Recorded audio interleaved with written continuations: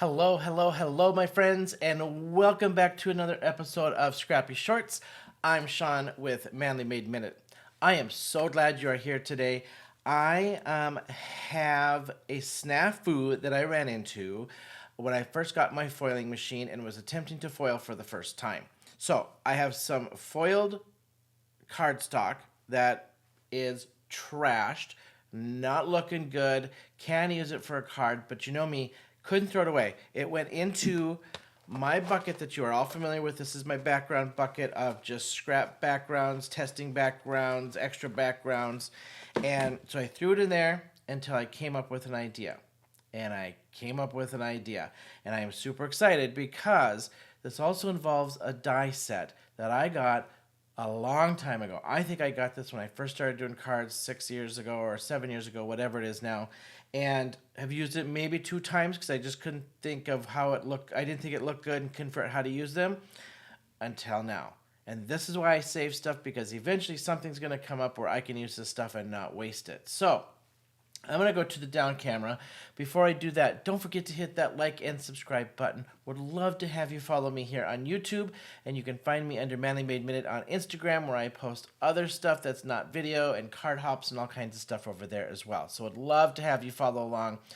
Don't forget to give me that like and the thumbs up for this video if you like it. That would be greatly appreciated. Let's go to my down camera. I want to show you what we're going to do for today. All right, here's what we're going to do. This is the die set that I bought a long time ago. It is a non-name brand die set, okay? It came with all of these essentially silhouette dies. And they are about 5 1/16 by roughly 1 3/4 wide. So it just doesn't quite fit on a A2 card, and I couldn't figure out how to make it work. Now that I'm a little bit more savvy with some card layouts, I knew I could make something work with these, and I needed to get these out. And it struck me, have we ever had foil that has turned out this way? Just didn't work. Or this one, which almost worked, but if you look really close, I've got some specks of black that just didn't grab, and I couldn't get it to refoil. But I love this design, almost perfect, but not good enough just to put a whole cardstock on. There are missing pieces of foil all over the place on this one. These types of dies are perfect for these. I needed to figure out what I can do with these that you couldn't tell what it was, but I can still get the shimmer out of it. And you couldn't tell that it was smushed up here. These are Easter eggs. I needed something that would do that. And a delicate die set like this that doesn't have a big circle or bigger open areas that you can tell what that pattern is perfect. I have a whole set of cards that I made with each one of these, doing my foil panels and doing some of these backgrounds that I had in this bucket that I didn't like. This one was just an extra piece of paper that I started to use to spray with, and then I was using stamping. I was testing out different colors. This has worked out great. This is a watercolor one that got really mucky, muddy, and just lost its luster, and I kept that. This is a card I actually made on a YouTube live, I believe. The coloring was from my 30-day watercolor challenge. Then I tried to emboss it. I thought it just wasn't quite right, so then I tried to ink swipe it, and then I got too busy, too dirty, lost everything. I didn't have the heart to throw it because I'd put so much work into it. This worked out great as well. Let me show you what we're going to do. All right, you can see all my dies, and I'll show you each one of these on a card. I'm going to pick one that has a little bit of space to it, to show a little bit more of this gold, because this gold is pretty spread out on this one, where this one had a lot of extra color. These ones had a lot of extra, especially this one had a lot of extra color on it. I'm going to pick this flower because it's got a little bit bigger space here that will have some spaces to pick up that pattern. Okay, let me throw these away. Not throw them away. Let me put these to the side. We're going to die cut this. I'm just going to turn around, die cut this out. And I'm just going to tape this in place because I can probably get 2 out of this if I squeeze this out good enough over here to the side. just like so. And there. And then I'm going to show you what I did to prep this card. I'm just going to run this through. So, here is my encouragement to you. These, hang on one second. Tighten that up a little bit. Foil like this, I do not throw away. Is it a mistake? No. It is an opportunity. And that is why I just keep this stuff, because at some point I'm going to find an opportunity to use it. It may take me a while. These are Easter cards, so they've been sitting in here since Easter of this past year. That tells you how long I've been hanging on to these little puppies. I'm going to put those aside now and take this out. So you can see on my butterfly one, I've just cut this out, right? And now let's just knock off my big pieces here. And this die set is pretty intricate, so you've got to be careful when you're tearing it up and taking it out, because it is pretty delicate. A lot of times this one, it is not name brand, and so it does not die cut the best. I sometimes have to run it through twice. This one I ran through once, backed it out, and did it again. Could have probably used a shim on this one as well. But now you'll see as I undo this, you can't tell that these necessarily were butterflies. And if I have a tiny bit of black speck showing, now it's cut up enough that you can't tell that these were butterflies not necessarily colored in.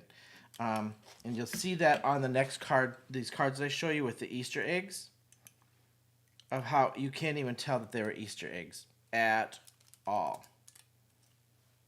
All right, take this delicately out. This is what I die cut from. We're going to keep that for another card. And now, look at the nice texture that you get when you die cut this out. You break up that pattern. I know what I did wrong, but looking at this, no person's going to know that there's a few little black specks that are showing, and hardly any. So now, to prep this card, I have used on this card, I took some of the Brutus Monroe. This is from the Ever After paper collection from Brutus Monroe. I cut my panel out. Then I just took the scripted background stamp from Simon Hurley, and I embossed it in gold all over that panel. And now I took a 2" by 5.5" of the other side of this, and I'm going to use the black and white side to break that color up. And then I just did a little matte for this, and that's how we're going to layer this up. Okay? So that is basically the design that I came up with for my foiled pieces. On my background pieces, I cut these out, the die cuts out. Then I took some backgrounds out of my bucket, and we just modified them and made them out of cards. And you'll see what I mean here in just 1 second. So let me get this one glued for you. And this is a perfect example of why I just do not throw any of my, I would say, mistakes, crummy, didn't turn out kind of stuff. This one was just a sheet of paper I was using to spray on. And it works perfect because once you die cut it, and you'll see, you can't even tell that these were just ink splotches of me testing to see what the color looked like before I put it on a different card, right? All right, let's just get this glued down onto this piece. This is actually a scratch piece as well because it's got some stuff on the back, but it's scratch that I'm using on the other side. Grab my tweezers so I can lay this in there.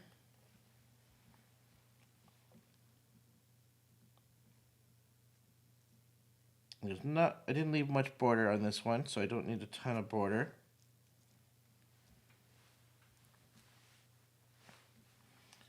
Get that to tack down. And now this one, I just have it going edge to edge this way. Just get some of my, I need to change that blade.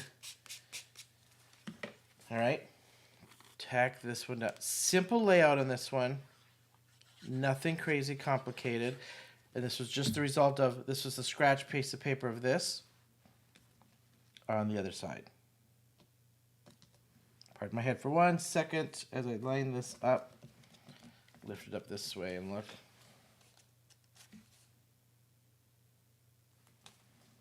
Okay.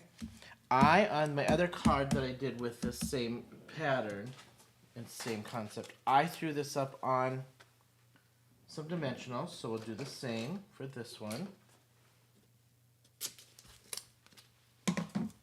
Just to pop this layer up a little bit. I did not use dimensionals on any of the other cards except for the ones that I did this layout on. Because I felt with my backgrounds, and some of them were kind of busy and things, and I just did not want to do a ton of layering. This was just about using up scraps and not have to do a lot of matte. So this is one that I feel like if you've got some sort of silhouette die, or even just full-on, you could do this with full-on floral dies and things that are a little bit more intricate. Not necessarily a silhouette to break up, but you need something to break up those mistakes, right? Or break up this stuff that once you die cut it, you're not going to be able to tell. So this is about getting out those die cuts. This was about getting out the die cuts I've used maybe once, and I had to figure out something. And I was wanting to figure out, I've been sitting on, what do I do with these foiled mistakes? All right, then I offset that just a little bit from that one. That one actually goes right down the center of the card. So there you have my foiled mistakes. Added some paper. These were not scraps. This one was, but this was not scraps in the back. I did some embossing with that foil, so I get lots of shimmer on this card. I think this is just gorgeous. Absolutely gorgeous. All right, I have a little surprise. Let's show you the rest of my cards, and I'll tell you what I did. All right, here's one. I love the color scheme of this one. This is a background that I did with cardboard. I did a video on this one, I believe, and this is just cardboard, and I just hadn't used it. It was in my scrap bucket. This is the cutout of this. Okay, so if I line that up, you'll see where that ink lines up on stuff. Then I just clear embossed it. I squished my embossing ink on there and just put clear and embossed it to make that color pop just a little bit more. That's the first one. Second one, same pattern as this one. So then I used the same paper, but I ink blended it in like a turquoise kind of color. Then I embossed it with that scripted die from Simon Hurley in a turquoise shimmer. So it's got a little shimmer on that turquoise. Then the back side of that. And then this is this one. That fit just like that. You can't even tell that was Easter eggs, can you? If I hold that up close, you can't even tell that pattern was Easter eggs. Gives you a little mixed media feel because you can kind of see the little flecks and stuff. But once you cut it up, I think it works out perfect. All right, this was this card that I royally messed up. But after cutting it out, then I embossed with the Swiss Dots embossing folder from Gina K. I ink splattered some greens, yellows, and golds that I took out of the colors of this to get it to match. And now I just have a nice, plain but little texture to it. And this had the dots and things from before. That's why I did the dots here just to match. So there's another one. This one, I love the color combo. This one is that watercolor powder one that got really mucky on me, and it just didn't do what I wanted it to do, and then the finish got weird. But you can see, I actually placed this in the pink area strategically with a little green at the bottom when I die cut this out just to get the pattern. Then I did non-branded embossing folder on the back, ink splattered that with pink and blue. This was me testing out the Geo stencils from Geo Leave stencils from Brutus Monroe with some of the pastes and things when I first got them. And it lifted, and I didn't like. I thought I can't not use it, so it's been sitting in my bucket. I just did black, simple black on this one to give me a nice silhouette. This is probably my favorite one. Then this one, I cut this out. I have a paper pad I have hardly used because the patterns are so heavy on them. Of this paper pad, and this is by let's see, Paralisa Craft. Anything but ordinary paper pad, but heavy patterns, and I just haven't used it but maybe one time. I thought this was perfect because I just took a white scrap piece of paper. I die cut this out, did the same. I added embossing to it, embossed it all in gold, did a gold shimmer paper, and all I need to do to any of these is add a sentiment, right? So I can now just hang on to these and create these cards as I need them. And I got a set of cards. I can make a full set of cards with this and give it away as a set, even with all these silhouettes. So I am extremely happy with how these turned out. These silhouettes, now I've got some ideas, other ideas with these. Now that I got the juices flowing with this idea, I'm so glad I almost destashed these and gave them away. I might hang on to them just a little bit longer and then destash these maybe. But I actually found some good ideas with all of these backgrounds, right? And I've got, I mean, you can see, I've got all kinds of stuff in here still that I could use on this exact card. So there you have it. I am so happy with how these turned out. Hopefully this gives you an idea to find some silhouette dies, find some floral dies that may break up those patterns that aren't big and with a big open space in the middle that has a lot of paper in it. You need stuff that's got some design to it to break up those patterns and mistakes that you have. So it just gives it that textured look. And then I hope I gave you some ideas of some layouts and some embossing and how to combine this kind of stuff with your background dies or mistakes or those opportunities that you have sitting in your bucket. Thank you all so very much for hanging with me on this another episode of Scrappy Shorts, where I feel everything has potential. And until next time, I'll see you then.